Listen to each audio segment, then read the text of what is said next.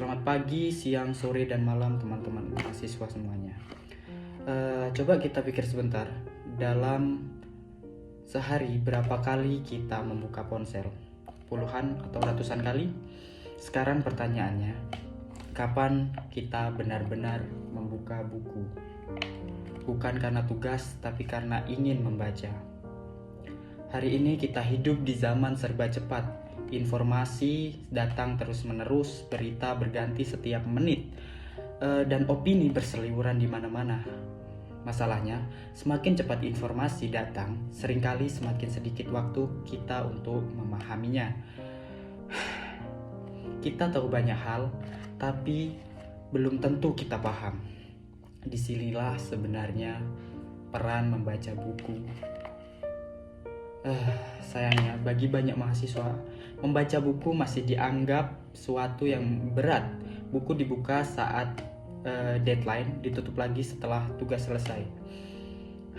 Membaca buku itu bukan sekedar nilai atau urusan IPK, tapi urusan cara kita berpikir. Buku itu beda dengan informasi singkat di layar ponsel kita. Di dalam buku, ide dijelaskan pelan-pelan. Kita diajak mengikuti alurnya, memahami alasannya, dan melihat masalah dari berbagai sudut pandang. Tanpa sadar, membaca melatih kita untuk tidak buru-buru menyimpulkan sesuatu. Kita jadi lebih kritis, lebih sabar, dan tidak gampang ikut arus. Membaca juga bikin wawasan kita lebih luas. Lewat buku kita bisa masuk ke kepala orang lain, melihat cara berpikir penulis dan memahami realitas sosial di sekitar kita, dan belajar dari pengalaman yang mungkin belum pernah kita alami sendiri.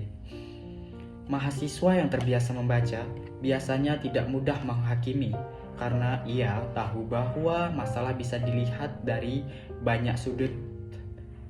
Selain itu, dampaknya juga terasa langsung di dunia kampus. Mahasiswa yang rajin membaca biasanya lebih lancar nulis, lebih nyambung saat diskusi, dan lebih percaya diri saat menyampaikan pendapat. Bukan karena dia yang paling pintar, tapi karena dia pikirannya terlatih, kosakatanya bertambah, dan logikanya lebih rapi, dan argumen jadi lebih kuat.